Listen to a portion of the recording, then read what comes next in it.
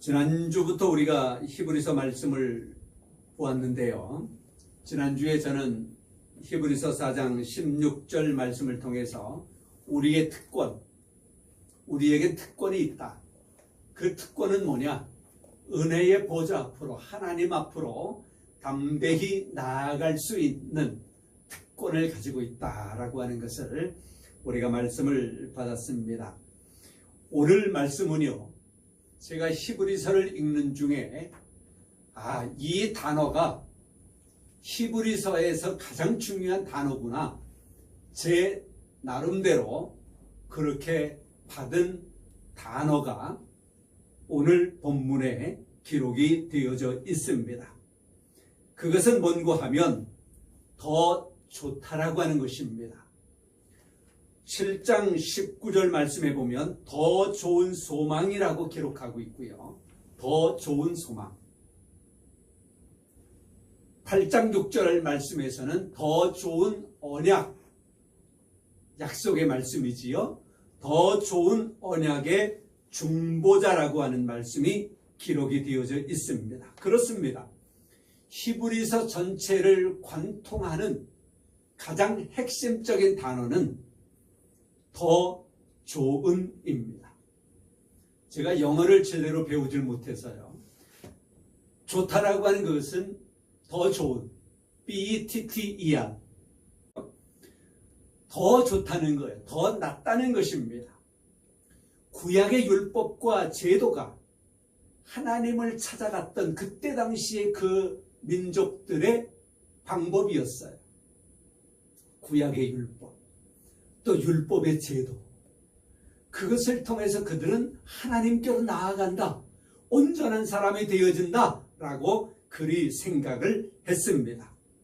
그런데요, 이것이 신약성경 예수 그리스도가 오시고 나서는 그것은 몽학선생, 꿈과 같은, 그림자 같은 것으로 신약성경에 치부되고 있는 것을 우리가 볼 수 있습니다. 그러면 구약의 율법과 제도가 하나님을 찾아갔던 그때 당시의 사람들의 길, 신약까지 보면 그림자였다라고 한다면 예수 그리스도는 하나님께로 나아가는, 하나님을 찾아 나아가는, 직접 하나님께 나아갈 수 있는 실제라고 하는 것입니다. 실제. 그래요. 그 실제는 better, 더 좋은, 굿을 넘습니다. 좋다라고 하는 굿을 넘어서 더 좋은 것으로 우리에게 오신 예수 그리스도. 그래서 제가 말씀의 제목을 우리가 가진 더 좋은 것, 예수 그리스도. 히브리서 7장 19절은 더 좋은 소망, 8장 6절은 더 좋은 언약, 더 좋은 언약의 중보자. 우리의 신앙과 우리의 삶은 구약의 율법과 구약의 어떤 제도와 또 우리가 살아가고 있는 우리의 현재의 시점에서의 어떤 법과 제도와 규칙, 이러한 것들에 묶여 살아가서는 안 된다고 하는 것입니다. 오히려 우리는 그 안에서 자유를 누리고 그 안에서 정의롭게, 그 안에서 예수 그리스도를 누리는 삶을 살아갈 수 있어야 하는 것이지요. 우리 사람들이 사회적 동물이라 이런 직업을 가지고 어떤 일을 하면서 살아갑니다. 그런데 어떤 사람이 그 자기가 감당하고 있는 그 직업, 그 일에 대하여 얽매여 가지고 내가 해야 되는데, 그거 해야 되는데, 때로는 왜 안 되지? 저 사람은 잘 되는데 난 왜 이렇지? 거기에 묶여 살아가면 그 일을 함에도 불구하고 그 안에는 자유가 없습니다. 그렇죠? 고통입니다. 얽매여 살아가는 거예요. 쇠사슬에 묶인 사람처럼, 노예처럼 그렇게 살아가는 것입니다. 돈이라고 하는 것이 우리에게 반드시 이 세상 속에 필요하지만 거기에 묶여 살아가게 되어지면 돈의 노예가 된다라고 말하잖아요. 그러나 더 많은 것을 갖지 아니하여도 내게 있는 것으로 인하여 만족해하고 하나님께로부터 주어진 것임을 기억하여 감사히 여기면서 함께 도란도란 웃으며 그것을 누리며 살아가는 사람, 그 사람이 진정한 부자 아니겠느냐 말이지요. 그 사람이 진정한 행복을 누리는 사람이 아니겠느냐. 그렇습니다. 우리는 예수 그리스도를 믿는 이 신앙의 삶을 살아가면서 우리는 이 신앙 안에서 묶여 살아가면 안 되고요. 더 좋은 예수 그리스도를 통하여 그 안에서 누림의 삶을 살아가야 하는데, 이것이 바로 구약성경 하박국 선지자의 신앙 아니겠습니까? 논밭에 소출이 없고 외양간에 소가 없고 무화과 나무 열매 없고 아무것도 먹을 것이 누릴 것이 없을지라도 나는 무엇을 인하여 기뻐해요? 구원의 하나님으로 인하여 기뻐한다라고 하박국 선지자는 고백하고 있습니다. 시편 16편은 뭐라고 고백하나요? 여호와를 항상 내 앞에 모시며 그가 내 우편에 계심으로 인하여 내 육체도 안전하고 내 마음도 기쁘고 영도 즐겁다라고 고백을 합니다. 하나님을 모시고 살아가는 삶의 모습인 거예요. 그래서 히브리서를 통하여 우리가 배워야 할 것은 의무의 율법을 넘어서 내면의 생명으로 예수 그리스도를 누리자라고 하는 것입니다. 구약의 율법은요, 행하라 그리하면 살리라. 그대로 하지 아니하면 어떤 처벌을 받는다라고 하는 것이 외적 규율로 구약의 율법은 주어지고 있습니다. 율법은 우리가 잘못을 저질렀을 때에 그 기준을 제시하는 거예요. 삶을 살아가는 데 있어서의 인간관계 속에서의 어떤 규율을 우리에게 제시해 주고 있습니다. 물론 그 삶을 살아감으로 말미암아 질서가 유지되기도 하고 또 옳고 그름이 판단되어지기도 하고 상선벌악이 주어지기도 하고 그럴 수 있지요. 그런데 거기에 묶여 살아가고 얽매여 살아가고 지키지 아니하면 큰일 난다라고 하는 것으로 그렇게 생각하고 살아가는 것이 바로 의무의 율법인 것입니다. 우리는 그리스도께서 오셔서 더 좋은 소망으로, 그리스도께서 우리에게 오셔서 더 좋은 언약으로, 그리스도께서 우리에게 오심으로 말미암아 더 좋은 언약의 중보자로 우리와 함께 계심으로 말미암아 우리의 삶을 더욱더 풍족하게 해주고 있다라고 하는 것을 기억해야 합니다. 그저 생명을 가지고 존재하는 자로 있게 만드는 것이 아니라, 그럼 무슨 의미가 있겠습니까? 그저 생명을 가진 자로 존재만으로만 만족한다면, 존재하는 것으로만 있다면, 물론 그것도 한 자리를 차지하는 것이겠습니다만은 존재하는 것으로만 끝나는 것이 아니라 더 풍성케 하려 함이라 말씀하고 있어요. 우리도 그렇잖아요. 존재하는 것으로만 있는 것이 아니라 존재함으로 말미암아 어떤 영향력을 이 세상 속에 다른 사람에게 나타내 줄 수 있는 사람이 되어야 되지요. 그래서 우리가 일상생활 속에 우리가 살아가다 보면 풍랑도 만나고 예기치 못한 시련을 만나기도 하고 외부의 압력으로 인하여 고통당하기도 하고 이별을 통하여 슬픔을 겪기도 하고 많은 그런 일들로 인하여 우리가 흔들리는 삶을 살아갑니다. 그러나 더 좋은 예수 그리스도를 누리는 사람들은 풍랑이 오거나 예기치 못한 시련이 오거나 외부의 압력이 오거나 또한 사랑하는 사람과의 이별을 한다거나 그리할 때에 예수 그리스도를 통하여 위로함을 얻으며 새 힘을 얻는 것입니다. 이것이 그리스도인이 가지고 있는 장점이지요.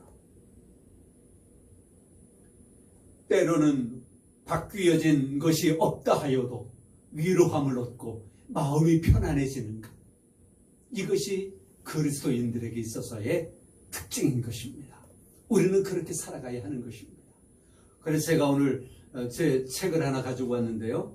여기에 제가 시를 하나 써놓은 것이 있습니다. 그 한 대목을 제가 읽어드리겠습니다. 제목은 하나님이 하셨습니다. 이러다가 죽겠답니다. 한 발짝도 내디딜 힘이 없답니다. 회사가 통째로 날아갈 것 같답니다. 운전 중이라는 전화 소리에 덜컥 겁이 납니다. 눈물로 기도했습니다. 마음 다해 기도했습니다. 눈에 보이지 않아도 어루만져 기도했습니다. 이제 살 것 같답니다. 지금은 달라진 것 안 보여도 속이 후련하답니다. 하나님이 하셨습니다. 이 내용은요, 어떤 집사님이 회사를 운영하는데 고속도로를 가고 있는데 거기 가면서 전화하는 거예요. 고속도로에. 회사가 이제 곧 넘어갈 것 같은데요. 내 힘으로는 한 발짝도 내디딜 힘이 없대요. 전화하면서 가는 거예요, 그분은. 얼마나 제가 겁이 났겠어요. 고속도로 간다는데 순간 잘못된 생각하면 큰일 나잖아요. 집사님, 빨리 갓길로 차를 멈추십시오. 그리고 기도한 거예요. 전화로. 그랬더니 뭐 아직 상황은 달라진 게 없지요. 아직 고속도로 갓길인데. 기도 끝나고 나니까 한숨을 푹 쉬더니 목사님, 속이 시원합니다. 해결될 것 같습니다. 결국은 이제 해결이 됐는데요. 바로 그거예요. 상황이 달라진 것이 없어도 아직까지도 고속도로에 놓여있는 그 상태고 아직까지도 회사가 넘어갈 것 같은 그 위기는 아직까지도 있음에도 불구하고 하나님 앞에 간절히 기도하였더니 그 상황, 그 풍랑, 예기치 못한 시련, 외부의 압박, 이것은 아직까지 사라지지 않았지만 하나님 앞에 간절히 기도하였더니 속이 시원합니다. 후련합니다. 해결될 것 같습니다. 그런 믿음을 가지는 것, 이것이 하나님의 사람의 힘인 것입니다. 이것을 누리자고 하는 거예요. 율법에 얽매이고 어떤 제도에 얽매이는 것이 아니라 하나님께서 나와 함께 하시고 나를 어루만져 주시고 상황은 달라지지 아니하였지만 내 마음속에 될 것 같은 믿음을, 뭐 안 된다 하더라도 하나님의 위로함으로 말미암아 새 힘을 얻고 살아가는 것, 이것이 그리스도인들, 하나님의 사람들이 살아가야 할 신앙의 모습인 것입니다. 그래서 예화를 잘 안 하는데요, 며칠 전에 영화 마인이라고 하는 것을 봤습니다. 아마 제가 2006년도에 나온 것으로 기억을 하는데요, 그 영화 마인에 보면 한 군인이 작전을 수행하다가 외톨이가 돼버린 거예요. 동료도 모래 사막 가운데서 지뢰를 밟아서 죽어서 시체가 여기 있어, 동료가. 그런데 이 군인이 발로 지뢰를 밟았다는 거야. 이제 이 지뢰는 발을 떼면 터지는 거거든요. 그러니 발을 뗄 수가 없는 거예요. 무전을 쳤더니 본부에서는 52시간 후에 그쪽으로 지나가는 작전 부대가 있는데 그 작전 부대 만나면 잘 소통해가지고 그렇게 구조한다는 거예요. 그러니 뭐 믿을 수가 있나요? 이 발을 뗄 수가 없는 거예요. 그런데요, 사막 원주민이 나타나는데 그 원주민이 하는 이야기가 있어요. 발을 떼라. 발을 떼라.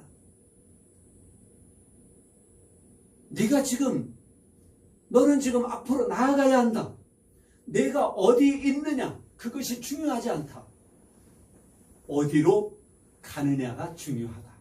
그러니 발을 떼라. 발을 떼라. 이 군인은 이거 발을 떼면 빵! 지뢰가 터지는데요. 죽는데 뗄 수가 없는 거예요. 자유인이 되어라. 발을 떼라. 자유인이 되라. 떼야 한다. 내가 할 일을 생각해라. 아무리 이야기해도 이 군인은 발을 떼지 못하고 거기에서 옛날 가족들, 옛날의 여러 가지 일들을 회상합니다. 환각을 통해서 아버지의 폭력, 또 여인과의 갈등, 상처받은 기억들, 이런 것들을 기억하면서 발을 떼지 못하는 거예요. 제가 그 영화를 보면서 이건 대단히 철학적이고 예화적이고 성경적이고 상담할 만한 거고, 그렇다. 아니나 다를까 그 영화 끝 마무리가에 가서는요, 발을 떼게 되거든요. 안 터지는 거예요.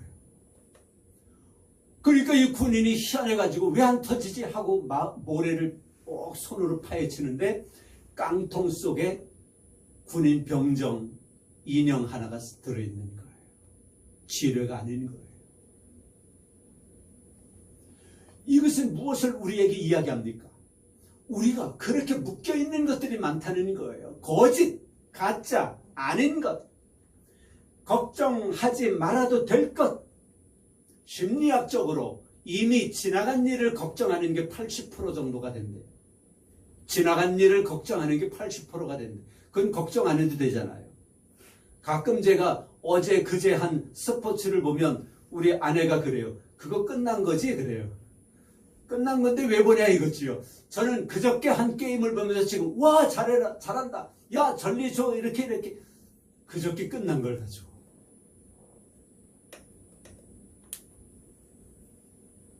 우리가 이렇게 가짜에 묶여서 가짜를 밟고는 이것이 터질 것 같은 생각에 묶여 살아가는, 자유를 누리지 못하는, 율법과 제도에 묶여서 율법과 제도를 밟고 이것을 띄기만 하면 율법과 제도가 빵 터져서 나를 죽일 것 같은 이런 상황 속에 묶여 있는 그리스도인들이 많다는 것입니다.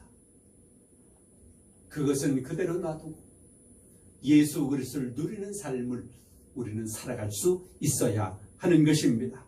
예수 그리스도가 진정 우리에게 더 좋은 은혜요, 더 좋은 언약이요, 더 좋은 소망인 것입니다.